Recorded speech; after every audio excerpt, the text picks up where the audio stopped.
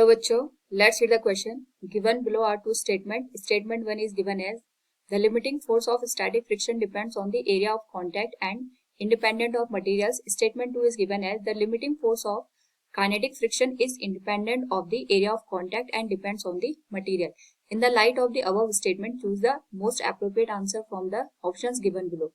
A. Both statement 1 and statement 2 are incorrect. B. Statement 1 is correct but statement 2 is incorrect. C. Statement 1 is incorrect but statement 2 is correct. And D. Both statement 1 and statement 2 are correct. Now to answer this question, first we will discuss here the key concept, and here the key concept will be given as frictional force. Frictional force हमारे पास यहाँ पे जो relative motion होता है between the surfaces उसका oppose करता है. तो we can say frictional force जब भी हम दो ऑब्जेक्ट को एक दूसरे के कांटेक्ट में लेके आते हैं तो रिलेटिव मोशन का अपोज करता है.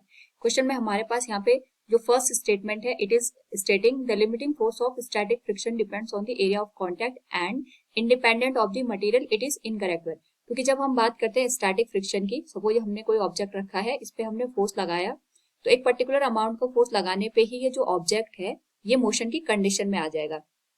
और यहाँ पे हमारे पास जो मैक्सिमम फोर्स है जिसको लगाने पे जो ऑब्जेक्ट हमारे पास यहाँ पे मोशन की कंडीशन में आएगा, उसे हम लिमिटिंग फ्रिक्शन का नाम देते हैं, जिसको हम एफ मैक्स से इंडिकेट करते हैं.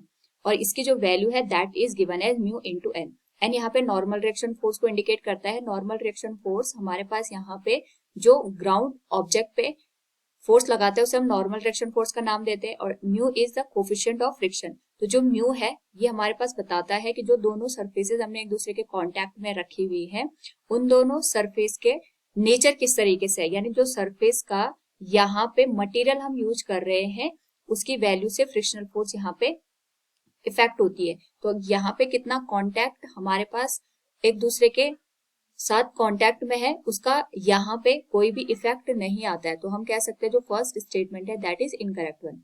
Second is the limiting force of kinetic friction is independent of the area of contact and depends on the material. That is correct one, क्योंकि जब हम यहाँ पे किसी भी ऑब्जेक्ट को मोशन की कंडीशन में लेके आते हैं, सपोज यहाँ पे एफ फोर्स लगा के जो हमने ऑब्जेक्ट है उसको मोशन दे दिया, तो यहाँ पे रिलेटिव मोशन फॉरवर्ड डायरेक्शन में हो रहा है, तो जो यहाँ पे फ्रिक्शनल फोर्स एक्ट करेगा वो इसके जस्ट अपोजिट डायरेक्शन में एक्ट करेगा. और जो फ्रिक्शनल फोर्स की वैल्यू होती है that is given as mu के इनटू एन.